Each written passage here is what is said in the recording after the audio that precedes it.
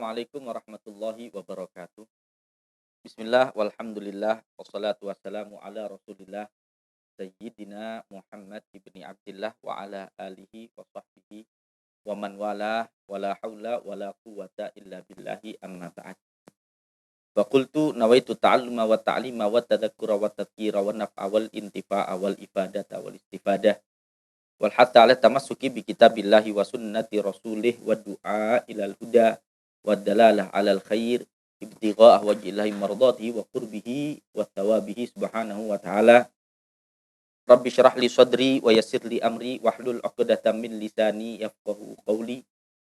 Allahumma aghnina bil ilmi wa zayyinna bil hilmi wa akrimna bit taqwa wa jammilna bil afiyah. Allahumma akrimna binuril fahmi wa akhrijna min dhulumatil wahmi waftah lana abwaab rahmatik wansyur alaina hikmataka ya rabbal alamin. Subhanaka la ilma lana illa ma 'allamtana innaka antal alimul hakim. Bismillah walhamdulillah. Wassalatu wassalamu ala Rasulillah sayyidina Muhammad ibni Abdillah wa ala alihi wa sahbihi wa man wala. Kita akan melanjutkan kajian kitab Ummul Barahin yang sekarang kita sampai pada sesi yang kedua, kita masuk kepada pembacaan kitab tersebut, di mana Al-Imam Abu Abdillah Muhammad bin Yusuf As-Sanusi rahimahullahu ta'ala wa nafa'ana bihi wa bi'ulumihi fid daraini memulai kitab beliau tentunya dengan basmalah, hamdalah dan salawat kepada Rasulullah sallallahu alaihi wasallam. Beliau mengatakan bismillahirrahmanirrahim. Alhamdulillah wassalatu wassalamu ala Rasulillah. Kemudian beliau langsung menuju kepada kitab kajian, langsung kepada paparan yang ingin beliau sampaikan. Beliau mengatakan i'lam annal hukmal aqliyah yanhasiru fi thalathati aqsamin al-wujubi wal istihalati wal jawazi. Yang artinya adalah ketahuilah bahwasannya hukum akal dia terbagi atau terbatas hanya di dalam 3 bagian saja. Yang pertama adalah al-wujub, yang kedua adalah al-istihalah, yang ketiga adalah al-jawaz. Akan tetapi sebelum kita masuk pada penjelasan dari matan tersebut, saya ingin menjelaskan suatu perkara yang saya rasa perlu disampaikan di awal pelajaran, dan ini adalah suatu perkara yang penting.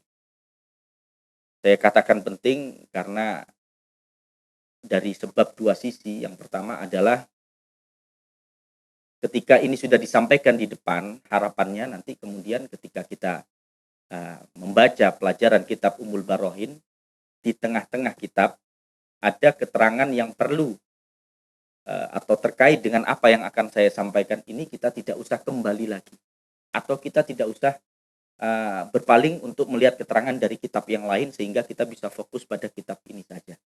Karena ada kemungkinan nanti kita akan menemukan beberapa hal yang jika di awal ini tidak difahami, maka kita akan berulang kali menjelaskan. Kemudian yang kedua, kenapa saya katakan ini penting? Supaya kita kemudian tidak salah di dalam menempatkan sesuatu. Yang mana ketika kita salah menempatkan sesuatu itu, maka dikhawatirkan akan terjadi salah di dalam pemahaman. Apakah perkara penting itu? Perkara penting itu adalah apa yang berkaitan dengan hukum, karena ini membahas tentang al-hukmul akli. Sekarang saya akan menjelaskan terlebih dahulu. Yang pertama, apa pengertian hukum, dan yang kedua adalah apa macam-macamnya hukum. Baik, kita lanjut. Yang pertama, saya ingin menjelaskan tentang pengertian hukum.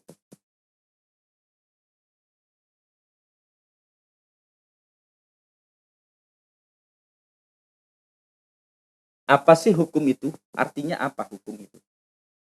Ketika kita membahas tentang pengertian atau membahas tentang definisi, Bagaimana biasanya tentu akan dijelaskan pengertian dari segi bahasa atau lughatan atau etimologi, dan juga akan dijelaskan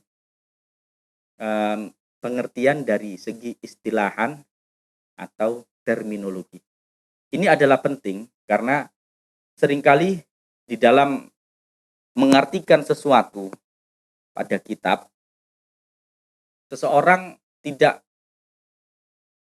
memperhatikan kiranya apa yang diinginkan oleh kitab ini. Dia masuk yang dikehendaki itu pengertian bahasa atau pengertian istilah. Seringkali terbalik.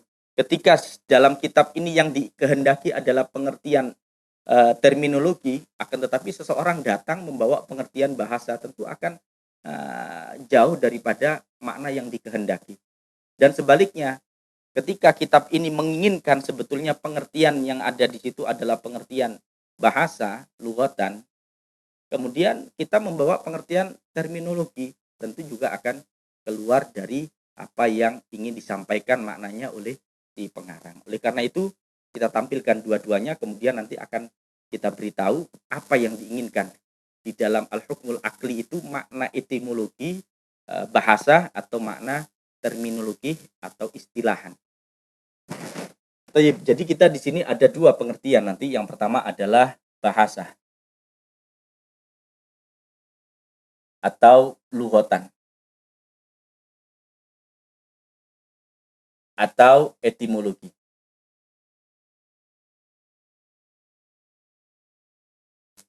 Dan juga nanti ada pengertian secara istilah atau terminologi.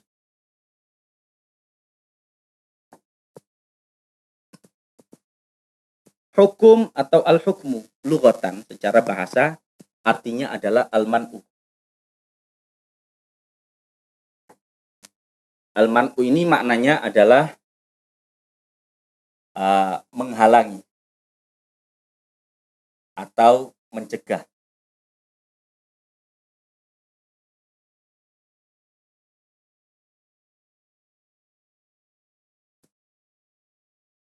Dari sini kemudian nanti seorang atau sesuatu yang mencegah orang yang zalim terhadap orang yang dizalimi itu dinamakan hakim. Jadi hakim itu adalah orang yang melakukan perbuatan menghalangi. Ya. Kalau al-hukmu maknanya adalah al-man'u, maka al-hakim itu adalah al-mane, orang yang menghalangi atau mencegah. Apa yang dicegah? Dia mencegah, dia melakukan yamna'u adh-dhalim minal madlum. Mencegah orang yang zalim dari atau terhadap orang yang hendak dizalimi. Itu makna daripada al-hakim secara bahasa atau al-hukmu secara bahasa. Sedangkan yang diinginkan di dalam redaksi al-hukmul akli di sini itu bukan makna secara bahasa. Oleh karena itu kita tinggalkan sementara ini. Kita masuk kepada pengertian hukum secara istilah atau terminologi. Pengertian hukum secara istilah atau terminologi adalah itsbatu amrin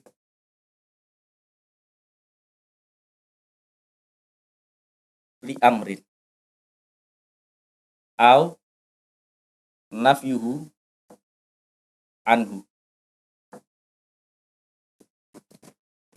Apakah hukum secara istilah yang diinginkan oleh para ulama atau secara terminologi? Hukum secara terminologi adalah itsbatu amrin li amrin, menetapkan suatu perkara untuk suatu perkara yang lain. Au nafyuhu anhu, atau menafikan suatu perkara dari suatu perkara yang lain. Saya beri contoh, misalkan kita ambil satu contoh ya.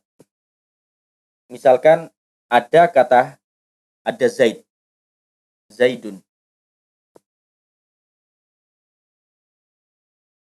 Ada kata alimun. Zaidun alimun. Menetapkan alim untuk Zaid, inilah yang dinamakan dengan al-hukmu.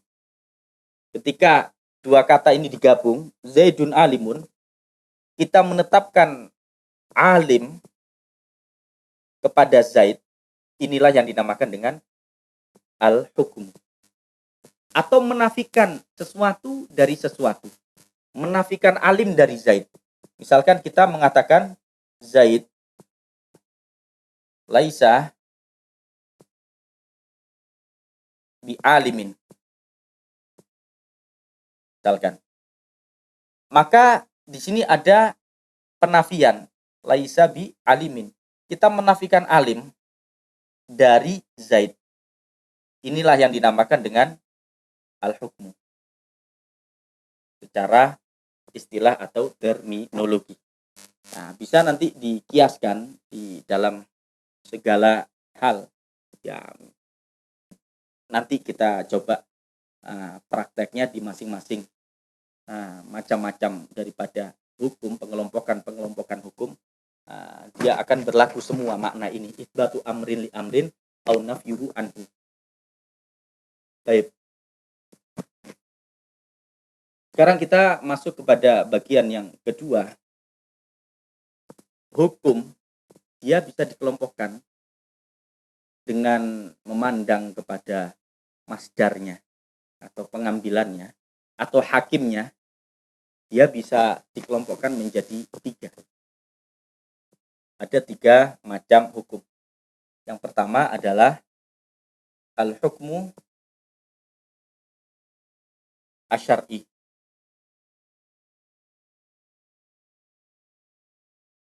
Al-hukmu asyar'i. Yang kedua adalah al-hukmu al-adi. Yang ketiga adalah al-hukmu al-aqli. Kita masih ingat tadi pada awal pembukaan kitab setelah basmalah, hamdalah, kemudian sholawat dan salam kepada Rasulullah, Al-Imam As-Sanusi memulai dengan membahas al-hukmul aqli. I'lam annal hukmal aqliya yang hasiru fi thalathati aqsamin al-wujub wal istihalah wal jawaz. Maka nanti pembahasan kita ada di sini poinnya. Akan tetapi sebelum masuk kepada al-hukmul aqli, saya tadi mengatakan perlu saya sampaikan beberapa hal agar salah satu motivasinya atau tujuannya adalah supaya kita tidak salah menempatkan sesuatu. Karena nanti di masing-masing ini ada makna wajib. Di hukum syar'i ini dia ada wajib nanti. Di sini juga ada wajib, misalkan seperti itu.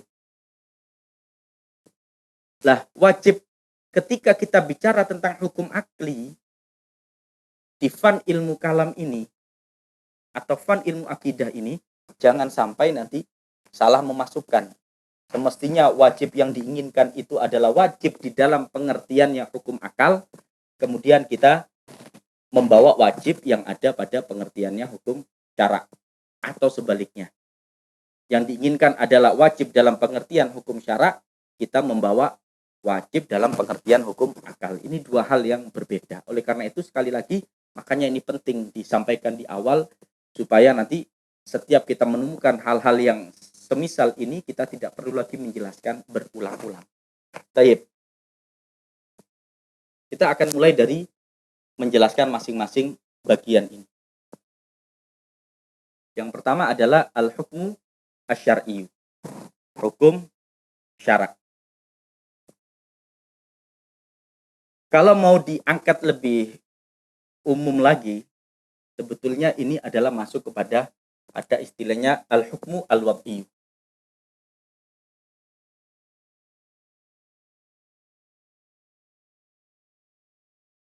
Al-hukmu al-wad'i. Al-wad'i ini maknanya adalah wadha, di peletakan atau pembakuan. Apa sih al-hukmu al-wad'i itu? Al-hukmu al-wad'i itu adalah hukum yang ditetapkan oleh sesuatu yang berkehendak atau memiliki irodah. Hukum yang ditetapkan oleh sesuatu yang memiliki kehendak.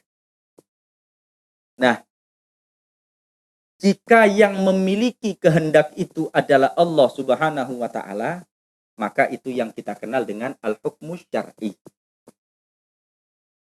Jika yang memiliki kehendak itu adalah manusia, itu nanti yang kita kenal dengan al-hukmu al-qanuni. Ya, ada dua, ada al-hukmu al-qanuni.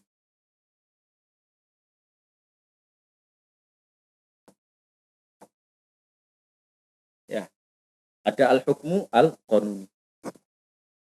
Kita mulai dulu dari al-hukmu al-qanuni. Contohnya al-hukmul waqi. Tadi saya katakan hukum wadha ini dia adalah suatu hukum yang ditetapkan oleh sesuatu yang memiliki kehendak. Bagaimana sih maksudnya?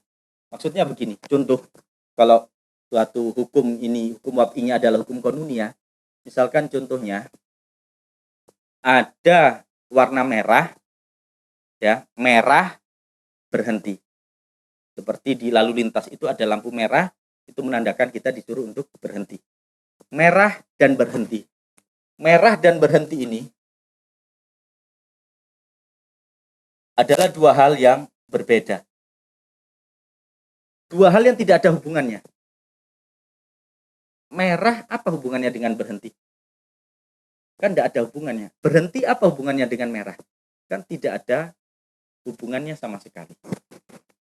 Kemudian ditetapkanlah hukum. Apa tadi hukum? Itsbatu amrin li amrin. Kita menetapkan berhenti untuk merah. Maka berhenti ini adalah hukum daripada merah. Padahal ini kan tidak ada kaitannya, tidak ada hubungannya sama sekali. Tapi ada intervensi kehendak di sini. Siapa? Kehendak manusia. Ketika manusia mengkehendaki secara konsensus bersama, kemudian juga ditetapkan, dibakukan bahwasannya kalau ada lampu warna merah, maka seseorang hukumnya harus berhenti. Seseorang harus berhenti. Dia menetapkan berhenti, sikap berhenti untuk warna merah. Inilah yang dinamakan dengan al-hukmul waqi. Di sini ada intervensi irodah. Dan irodah ini datangnya dari manusia, maka ini yang dinamakan dengan al-hukmu al-qanuni. Atau misalkan kalau misalkan mengangguk, tanda setuju. Kalau misalnya menggeleng, tidak setuju. Apa hubungannya mengangguk dan setuju? Tidak ada hubungannya. Apa hubungannya menggeleng dengan tidak sepakat? Tidak ada hubungannya. Akan tetapi kemudian dengan adanya sesuatu yang memiliki kehendak, yaitu manusia, dia mengkehendaki kalau mengangguk begini, setuju. Kalau menggeleng berarti tidak setuju. Berarti dia menetapkan kesetujuan, persetujuan itu untuk penganggukan. Dia menetapkan ketidaksetujuan untuk geleng kepala, menggelengkan kepala. Nah, ini yang dimaksud dengan al-hukmu. Sekali lagi tadi al-hukmu apa? Itsbatu amrin li amrin, menetapkan suatu perkara untuk perkara yang lain, atau menafikannya, menafikan nafyu amrin an amrin, menafikan suatu perkara dari perkara yang lain. Sama ketika irodah itu datangnya dari Allah Subhanahu wa taala, inilah yang dinamakan dengan al-hukmu asy-syar'i. Hukum syara', hakimnya adalah syara', syariat. Masdarnya adalah syariat. Misalkan contoh sholat 5 waktu hukumnya wajib. Siapa yang mengkehendaki sholat 5 waktu hukumnya wajib? Allah Subhanahu wa taala. Allah menghukumi, menetapkan wajib untuk sholat 5 waktu. Zuhur rakaatnya 4. Siapa yang menetapkan? Yakni sesuatu yang berkehendak. Dalam hal ini adalah Allah Subhanahu wa taala. Kemudian 4 rakaat ditetapkan untuk sholat zuhur. 3 rakaat ditetapkan untuk sholat maghrib dan seterusnya. Puasa Ramadan ditetapkan hukumnya adalah wajib. Dan ini adalah al-hukmu asyar'i. Di mana kita bisa mendapatkan hukum syar'i? Tempatnya tentu adalah di kitab-kitab fikih dan kitab-kitab usulul fikih. Yani kitab-kitab fikih, kitab-kitab usulul fikih itu sudah ada produk-produk hukum syariat yang tentunya diambil dari sumber hukum, diolah dari Al-Quran, As-Sunnah, Al-Ijma', dan Al-Qiyas, dan lain sebagainya. Ya. Maka itu yang kita sebut dengan al-hukmu asy-syar'i. Di sini hukum syar'i ini kita mengenal ada paling tidak minimal kita mengenal 5. Ada yang namanya wajib, kemudian ada yang namanya mandub atau sunnah, ada yang namanya mubah, ada yang namanya makruh, ada yang namanya haram atau mahdzur.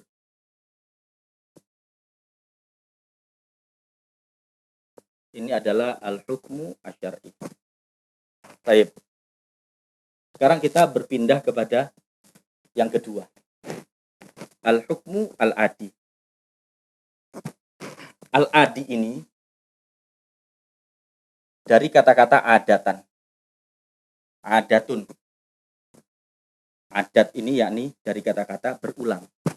Karena memang wasilah kita menghukumi sesuatu di dalam ranah adat ini, hakimnya adalah adat. Hakimnya adalah keberulangan. Oleh karena itu, hukum al-hukmul adi ini dia diketahui dari 2 hal. Ini dari adat ini dia kemudian nanti diketahui dari 2 hal. Yang pertama dari at-tajribah. Yang kedua dari at-tikrar.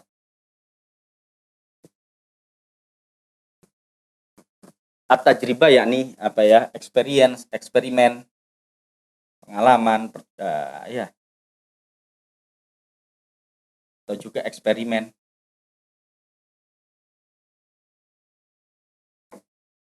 At-tikrar, pengulangan.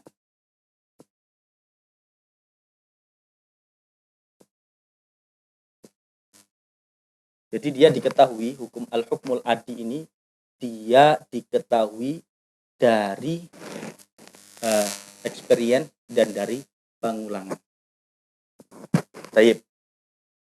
Maksudnya bagaimana? Saya jelaskan sedikit. Sumber pengambilan hukum adat ini dari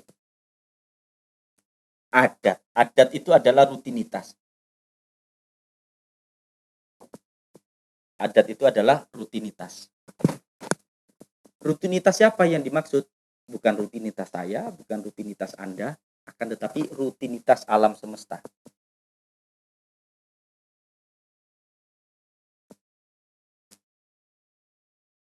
Allah Subhanahu wa taala menciptakan alam semesta ini disertai dengan rutinitasnya. Alam semesta ini memiliki rutinitas.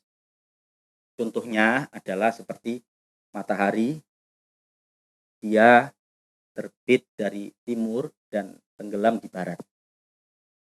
Kemudian lagi api membakar.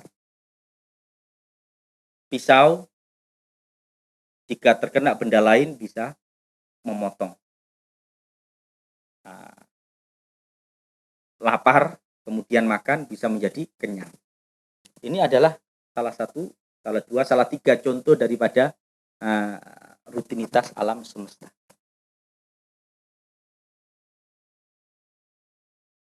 Coba kita perhatikan. Kita misalkan ya, kita sering mengatakan bahwasannya makan itu mengenyangkan. Artinya membuat kita kenyang.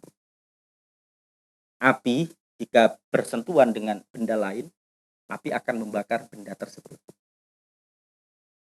Atau misalkan kalau kita ini lagi sakit pusing, minum Panadol, Paramek, aspirin, kemudian kita sembuh. Aspirin, Panadol, Paramek menyembuhkan pusing. Kan sering mengatakan hal yang demikian. Itu namanya hukum. Yani kita menghukumi demikian. Makan kemudian kenyang. Makan mengenyangkan. Mengenyangkan ini adalah hukum. Kita menetapkan mengenyangkan ini untuk makan. Kita menetapkan membakar ini untuk api. Dan seterusnya. Nah, ini masuk ke dalam ranah al-hukmul adi. Jadi hukum itu adalah hukum adat, yakni hukum yang diambil masdarnya dari rutinitas alam semesta. Yakni diketahui hanya dari tajribah dan tikror saja. Karena misalkan begini, ada api, kemudian ada benda yang kita dekatkan ke api, sekali kok terbakar. Kemudian 2 kali kita lakukan lagi, terbakar. 3 kali kita lakukan lagi, terbakar. Dengan adanya experience ini, tajribah ini, dan juga adanya tikror, pengulangan ini, kemudian kita menghukumi, oh api ini membakar. Kan seperti itu. Kita lapar, kemudian kita makan. Oh kok kenyang. Selang berapa waktu, lapar lagi, kita makan lagi. Kok kenyang. Sampai 3 kali, 4 kali. Dengan adanya pengalaman ini, dan pengulangan ini, kemudian kita tetapkan bahwasannya makanan mengenyangkan. Ini adalah al-hukmu al-adi. Saya ulangi, ini adalah al-hukmu al-adi. Dari rutinitas alam semesta. Kemudian, akan tetapi al-hukmu al-adi ini tidak bisa mengantarkan kita pada hakikat siapakah yang menciptakan, yang mentakdir, yang menyebabkan adanya kenyang itu, yang menyebabkan adanya pembakaran itu. Siapa yang membakar, siapa yang mengenyangkan, itu tidak bisa menyampaikan kita kepada hakikatnya. Karena kita hanya berdasarkan pada pengulangan dan pengalaman saja. Dalam akidah Ahlussunnati wal Jamaah, api, kita ambil satu contoh api saja ya. Api ini dia tidak punya takdir sama sekali. Yakni api ini ketika didekatkan dalam akidah Ahlussunnah wal Jamaah, perlu saya terangkan di sini. Api ini ketika didekatkan, ketika dekat dengan sesuatu, saya ulang ya, api ketika api dekat dengan sesuatu, kemudian terjadi pembakaran. Kan begitu ya? Terus berulang seperti itu. Api dekat dengan sesuatu, terjadi pembakaran. Dalam akidah Ahlussunnah wal Jamaah, api ini tidak punya takdir. Api ya api. Yang melakukan pembakaran itu adalah Allah Subhanahu wa Ta'ala. Jadi dalam akidah Ahlussunnah wal Jamaah, ketika ada api, kemudian api ini dekat dengan sesuatu, saat itu Allah Subhanahu wa Ta'ala menciptakan al-ihraq, pembakaran di sisi api tersebut. Menciptakan pembakaran di sisi api tersebut. Sehingga terbakarlah benda yang dekat dengan api. Tapi sekali lagi bukan api yang membakar. Allah Subhanahu wa Ta'ala menciptakan pembakaran di sisi api saat itu. Dan terus begitu. Karena memang sudah Allah tetapkan menjadi adatnya api seperti itu. Adat alam semesta seperti itu. Kalau ada api, ada Allah ciptakan pembakaran di situ. Ada api, Allah ciptakan pembakaran terus. Kalau boleh kita bilang supply. Jadi makanya dalam akidah Ahlussunnah wal Jamaah dikatakan ketika hal itu terjadi, Allah Subhanahu wa Ta'ala khalaqa al-ihraq inda an-nar la binar. Allah Subhanahu wa Ta'ala menciptakan al-ihraq, pembakaran, indan nar. Yani inda datin nar. Pada atau di sisi zatnya api. Bukan binar, bukan bidatin nar. Bukan sebab zatnya api. Saya terangkan mungkin untuk pembanding saja biar lebih paham. Ada setidaknya 3 akidah keyakinan terkait tentang masalah ini. Yang pertama tadi akidah Ahlussunnah wal Jamaah sudah saya terangkan ya. Akidah Ahlussunnah wal Jamaah yakni ketika ada api, kemudian ada benda dekat dengan api, Allah Subhanahu wa Ta'ala menciptakan pembakaran di sisi api tersebut, indanar. Tapi ada akidah lain, akidah Mu'tazilah misalkan, mereka menyatakan bahwasannya bukan indanar tapi binar. Ketika ada api, kemudian ada benda dekat dengan api, terjadi pembakaran toh. Pembakaran ini sebab api tersebut. Karena Allah Subhanahu wa taala menciptakan kekuatan yang dititipkan kepada api. Disebut dengan al-quwah al-muda'ah. Ada kekuatan yang Allah ciptakan, Allah titipkan kepada api tersebut, sehingga yang membakar, misalkan bolpen ini, itu adalah apinya yang membakar. Ini akidah Mu'tazilah. Adapun akidah para ahli filsafat mengatakan bahwasannya api ini tabiatnya memang membakar. Jadi tabi'i. Sehingga mereka mengatakan yang membakar itu adalah api. Ada intervensi Allah atau tidak, memang api ini dia bertabiat membakar, pasti membakar. Dan ini adalah suatu kekufuran. Hati-hati.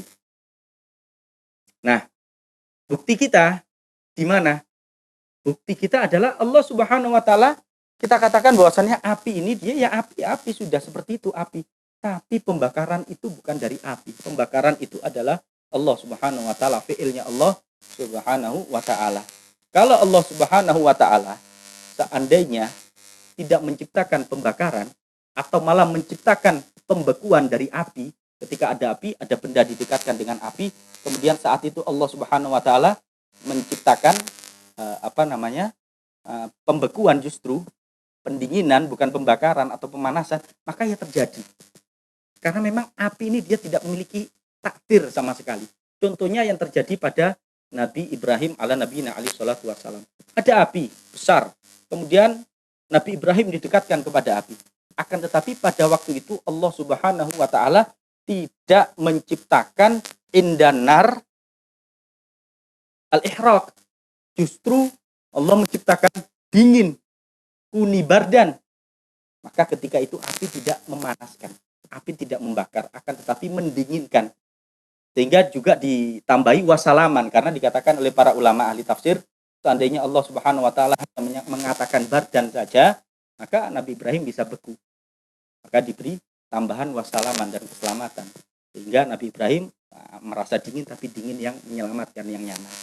Nah, ini adalah dalil kita, yakni api itu dia tidak memiliki takdir sama sekali. Beda dengan Mu'tazilah. Mu'tazilah mengatakan api ada takdir, yakni suatu al-quwah al-muda'ah yang diletakkan oleh Allah Subhanahu wa taala pada api, sehingga pembakaran itu adalah biha binar.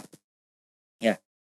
Dan yang lainnya lagi adalah al-falasifah mengatakan bahwasanya tabiatnya api memang membakar, ada Allah, tidak ada Allah, api akan tetap membakar, dan itu adalah suatu kekufuran.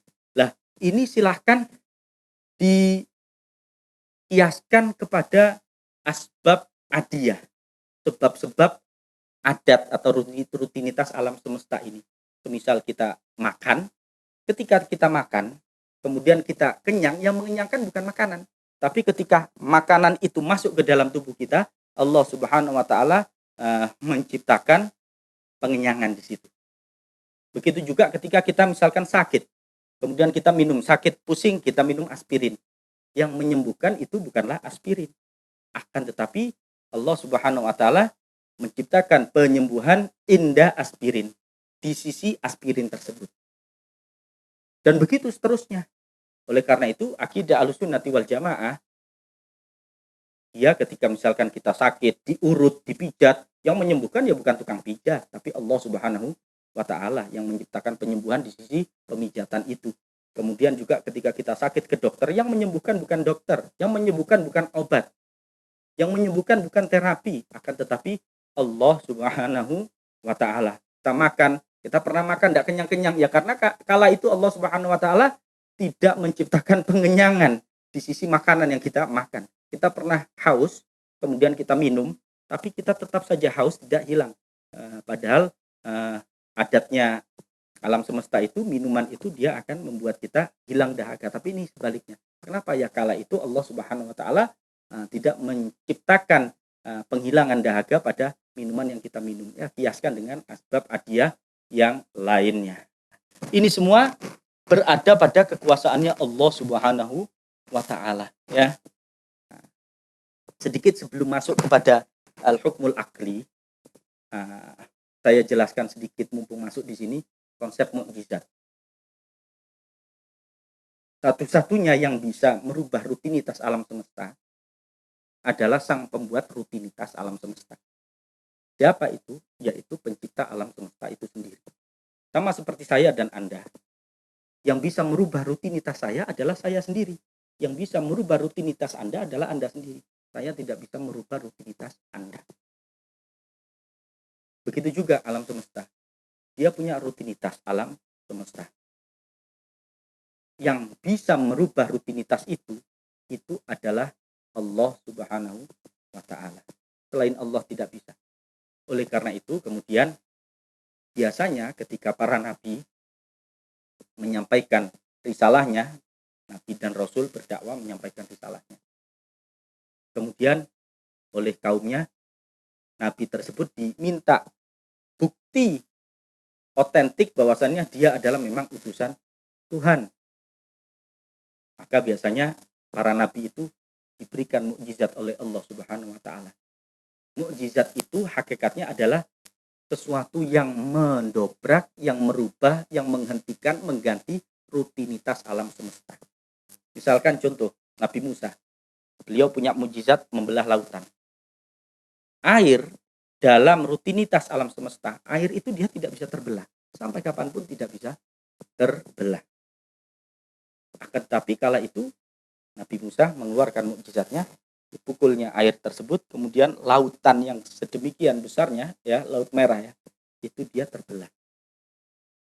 Nah, akan terbelah sampai 12 kolom, 12 jalan, Masya Allah. Nah, ini mendobrak rutinitas alam semesta. Yani yang bisa melakukan itu hanyalah Allah pencipta alam semesta. Dan ini menunjukkan bahwasannya betul Nabi Musa ini adalah utusan daripada Allah Subhanahu wa Ta'ala yang telah menolong Nabi Musa untuk bisa membelah lautan. Makanya itu disebut dengan khariqul ada. Al-ada yakni rutinitas alam semesta. Khariq ini yang merubah, mendobrak, mengganti rutinitas alam semesta tersebut. Kemudian setelah itu terjadi, itu menjadi bukti yang membuat lawan para nabi dan rasul ini tidak mampu berkutik, tidak memiliki hujjah untuk bisa membantahnya. Oleh karena itu dikatakan perkara ini tadi sebagai sesuatu yang a'jaza, mu'jiz, jamaknya menjadi mukjizat. Jadi mukjizat itu sebetulnya adalah salah satu bukti bahwasannya memang alam semesta ini memiliki rutinitas dan sekali waktu Allah Subhanahu wa Ta'ala merubah rutinitas alam semesta. Kita kembali kepada pelajaran ini. Ini sudah kita sampaikan tadi ada al-hukmu asyar'i. Al-hukmu asyar'i ini masdar atau sumber pengambilannya ya adalah dari syariat. Hakimnya adalah syariat, ya kita bisa lihat di kitab-kitab fikih, kitab-kitab usul fikih. Kemudian ada al-hukmu al-adi, hukum adat. Adat di sini maknanya adalah rutinitas alam semesta. Kita mengetahui, artinya adalah al-hukmul adi itu kita menetapkan, melakukan itsbatu amrin li amrin biwasitati atikror wa tajribah.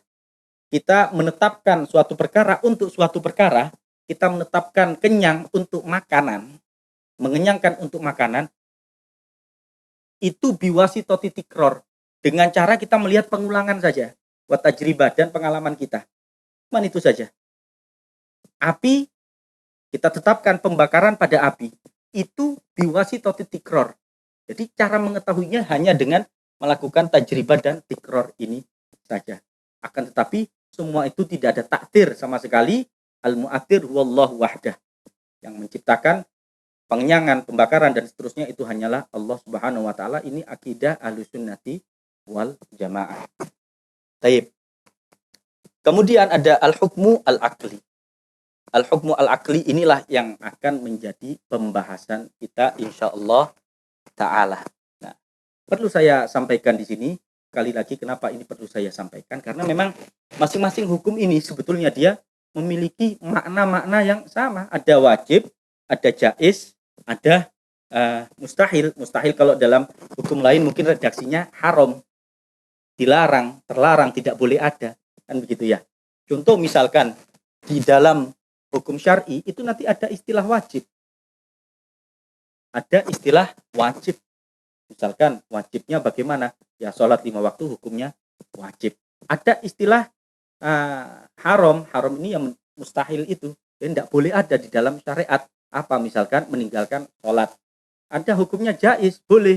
Nah, ini boleh misalkan ya perkara-perkara mubah itu. Kemudian contoh yang al-hukmu al-qanuni juga begitu.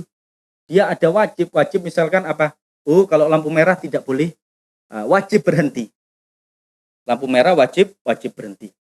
Kemudian jaiz misalkan sepedaan pakai jaket, ya boleh-boleh saja dalam hukum qanuni. Dia tidak wajib, juga tidak haram, tidak dilarang, tidak mustahil, tapi dia jaiz. Mustahil misalkan sepeda tidak pakai helm. Nah, ini masuk dalam ranah hampir seperti mustahil. Yakni istilah-istilah itu ada di dalam hukum-hukum ini. Hukum akli juga begitu. Wajib, contoh wajib akli bagaimana? Wajib adi, hukum adi. Wajib adi. Rutinitas alam semesta. Ada yang wajib ada. Matahari secara rutinitas alam semesta wajib terbit dari timur dan tenggelam dari barat. Kan begitu. Dan seterusnya. Kemudian nanti di hukum akli dia juga akan terbagi menjadi 3, sebagaimana di kitab Ummul Barohin ada al-wujub, ada al-istihala atau mustahil, ada al-jawaz atau jaiz. Nah, supaya tidak rancu, maka hendaknya kita menempatkan segala sesuatu itu pada tempatnya masing-masing. Nanti kalau kita membaca kitab ini harus tahu, oh ini yang dimaksud ini wajib apa? Wajib syar'i atau wajib akli? Ini jaiz apa? Jaiz syar'i atau jaiz akli? Nah, itu harus diketahui supaya tidak sampai salah paham. Kemudian juga